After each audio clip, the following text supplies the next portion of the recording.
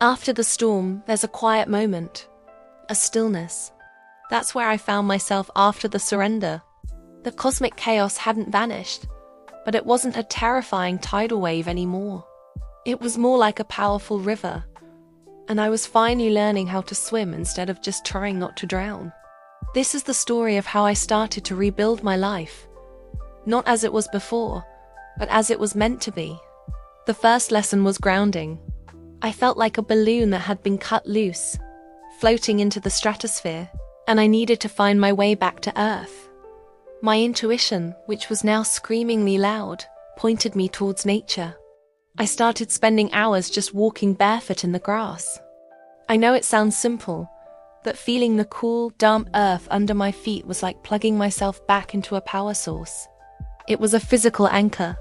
I would sit with my back against an old, sturdy tree and just breathe, imagining roots growing from the base of my spine deep into the ground. It wasn't a mental trick.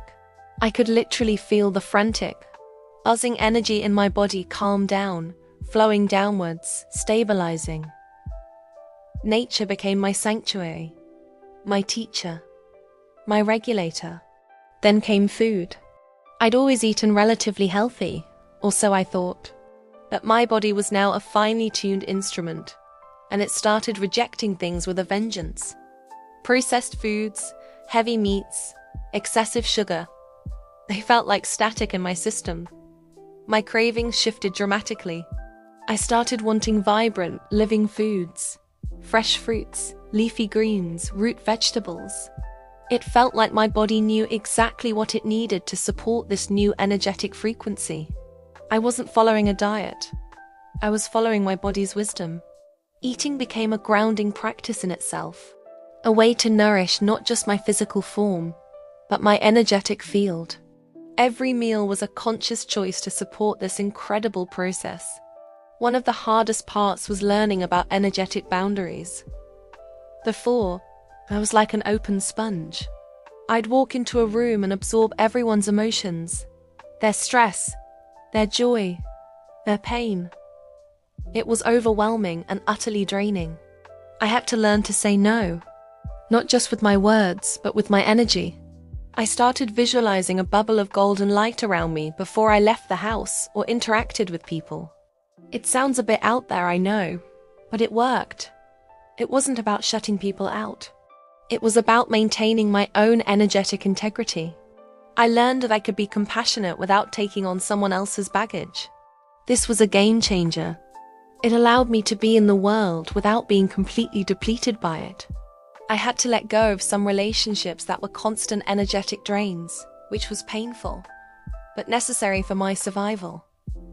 And then there were the synchronicities, the weird coincidences, the numbers, the recurring symbols. In the beginning, they were confusing, even a little scary. It felt like the universe was sending me coded messages I couldn't decipher. But as I became more grounded and centered, the messages started to become clearer. I'd have a question in my mind, and the answer would appear on a billboard. I'd think of a long-lost friend, and they would call me that same day. I stopped seeing them as random events and started to see them as a dialogue. The universe wasn't being cryptic. It was guiding me. I began to work with it. I started a journal, not just for my thoughts, but to track these synchronicities. A pattern began to emerge. It was like learning a new language.